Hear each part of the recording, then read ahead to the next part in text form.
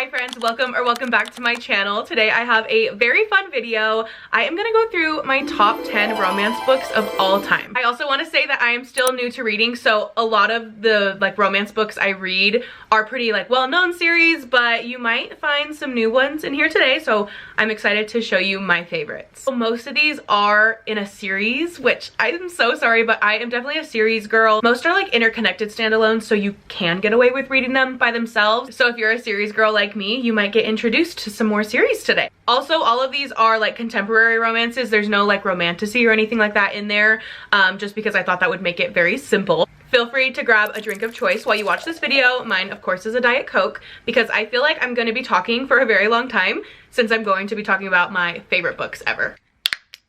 Nothing beats a crisp Diet Coke. Obviously, there's no way I could make this video without talking about my favorite series ever, the Addicted Calloway Sisters series. There are 10 books in the Addicted Calloway Sisters series, but I'm counting just the series as one because if I didn't and I did this top 10 list, this would be my top 10. Also wearing my Addicted Calloway Sisters shirt that I got from Etsy. Obsessed. The Addicted series and then the Calloway Sisters series is technically 2 series, but I highly recommend if you're gonna read any of them, just read them all. This series follows the Calloway sisters, which is Lily, Rose, and Daisy, and their love interests. The first couple we meet is Lily and Lauren, and they have 5 books total, and they do have the first 3 books. Lily and Lo are childhood best friends who also suffer from addictions that really take charge of their whole entire lives, and they're actually fake dating to hide said addictions from their families. Like I said, they do get the first 3 books, which really follows their relationship and how it forms into more than just fake dating and their addictions and how they're navigating all of it. Their story is very raw and real and emotional and very character driven. The second you meet Lily and Lo, you are just instantly rooting for them and you are cheering them on in their addictions and hoping they overcome it, and it's just beautiful to watch. Or to read, but you know, same thing. The next couple the series follows is Rose and Connor. Rose is Lily's older sister, and Connor we do meet in book 1 when he is introduced as Lily's tutor. Rose and Connor actually know each other from their school years where they were academic rivals. They have 2 books, Kiss the Sky, which is book 4, and Fuel the Fire, which is book 8. Rose and Connor are both very smart, so a lot of their bickering is them, you know, saying who's smarter, who knows what, all of that. I love their banter, it is so good. Even in the first 3 books that aren't their books, their banter will just have you laughing. The last couple the series follows is Reich and Daisy. Reich is Lauren's half-brother, and Daisy is the youngest of the Calloway sisters, and she is a model. Reich is a rock climber, hiker, adrenaline junkie, and Daisy is kind of feeling trapped as a model, and she wants to just get out and do things and be crazy, and that's kind of how their dynamic forms. Their books and their story specifically is also very emotional, which I said for all of them, but it's so true, okay? Very emotional and heartbreaking, but also very healing. My absolute favorite part of this series is the found family. It is unlike anything I've ever read. I think specifically because there's so many books. This is the series that got me back into reading, and I read all 10 books straight. I did not read any other book in between. I was obsessed. I think I finished them in 3 weeks too. It was something crazy. I could not put them down.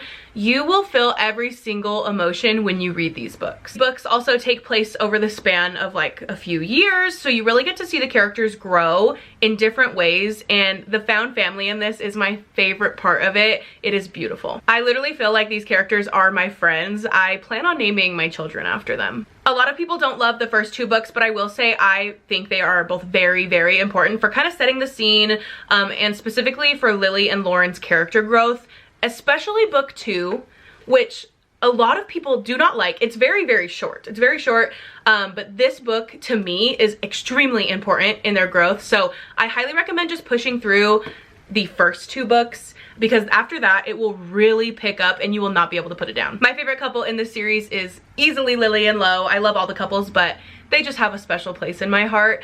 And then my favorite book is actually Kiss the Sky, which is Rose and Connor's first book. The last book in the series too, of course, is one of my favorites, but this is an epilogue book. It follows all 6 characters' point of views too, which it was just so emotional reading it, guys. Oh my gosh, when you read it and you get to this book, you will understand. I was crying damn near the whole time. You get to watch all their very important life events. You get to see them have children. Their children also have a 2nd gen series, which I haven't read because I just think it will make me too emotional, so I haven't wanted to start it, but I do plan on doing that soon. Anyways, after all that rambling, I highly recommend reading the Addicted Calloway Sisters series.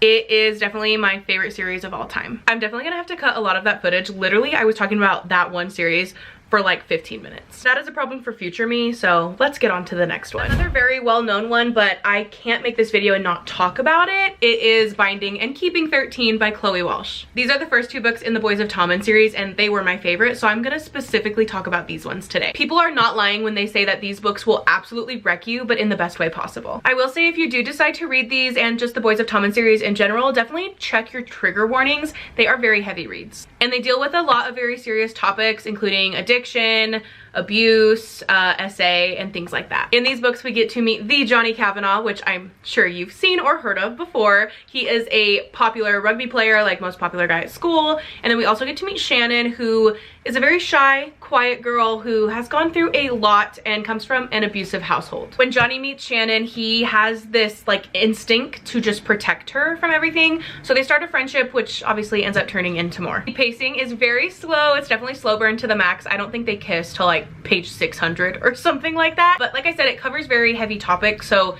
that is kind of one of the big points, obviously, of the book, not just the romantic relationship. I actually read Binding 13 in one sitting, which is crazy because it's 600 pages. I remember not sleeping and I had to go to work. I just could not put it down.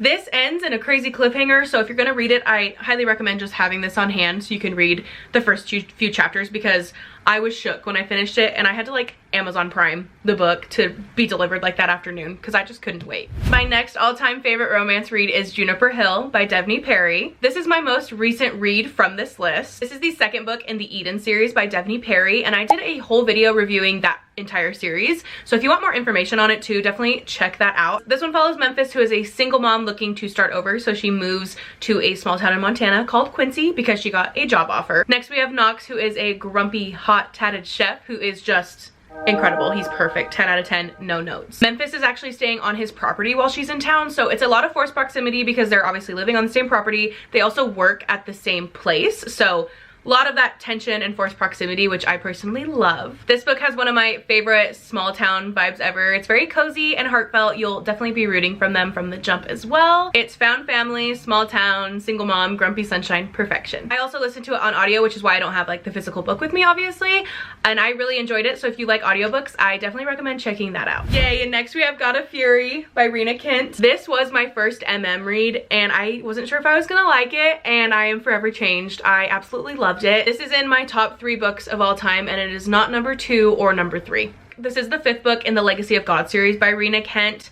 And I do recommend reading the series. You kind of have to read the series as a whole, but once you get to this book, it's all worth it, I promise. I do like the rest of the series, but not as much as this book. This one follows Nico and Brandon, who are polar opposites. They're completely different people, but their chemistry is so good. It had me giggling, kicking my feet the whole entire read. It's also 600 pages and it was not enough. Like, I wanted more, which I feel like is kind of crazy. They're not like direct enemies, but their friends slash family are enemies of each other, so kind of hate to love. Mental health rep in this book as well is incredible. It is beautifully written. I will never stop recommending this book. Next we have Unravel Me by Becca Mack. This is the 3rd book in the Playing for Keeps series. This book follows NHL goalie Adam Lockwood, who just got out of a really bad breakup, who then meets Rosie, who is a single mom and a vet student. They instantly hit it off when they meet, and it is a little bit insta-lovey, so if you don't like that, you might not love this as much as I did. But there was like a lot more going on in the plot that I was able to focus on, so it didn't really bother me. Adam Lockwood was my first real book boyfriend, and I still stand on that hill. Like, he is still up there and very hard to beat. Do you want to know what he says when he finds out that she's a single mom?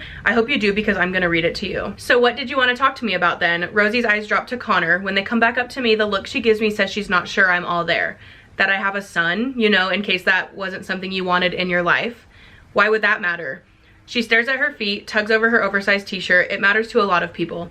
The whispered words are carved in heartache, so I squeeze her hand and promise it doesn't matter to me. Now I get 2 for the price of 1. Like, you're kidding. The Playing for Keeps series as a whole is incredible found family, one of my favorites. But this book specifically, you get found family from like a lot of different angles.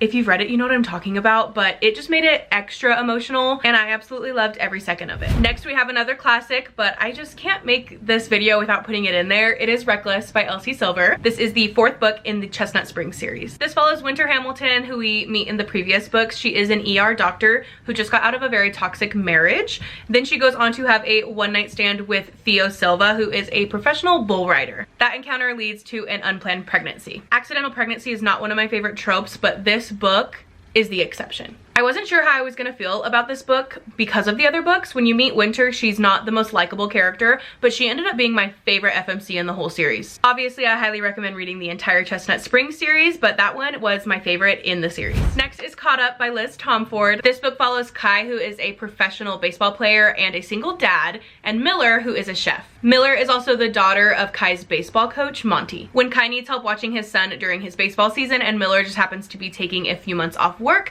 Monty suggests that she help him out. This arrangement obviously turns into a lot more very quickly. Miller and Kai have amazing chemistry, lots of banter, and small little sweet moments that just kind of sneak up on you. Kai is just trying to balance the responsibilities of being a dad with his professional baseball career, and Miller just kind of sweeps in and she is like their missing piece. I read this one in one sitting and I was sobbing at the end of it. Next is Hook, Line, and Sinker by Tessa Bailey. I am not a huge Friends to Lovers lover, but this is Friends to Lovers perfection. This book follows Hannah and Fox, who do actually meet in It Happened One Summer, which is the first book in this series, which I do recommend reading before just so you can kind of see their dynamic. At the end of the first book, Hannah does leave and go back home. So the beginning of this book is just kind of letting us know that Hannah and Fox did keep in touch. It starts with like text messages between the two of them, and oh my goodness, I was giggling, kicking my feet the whole time.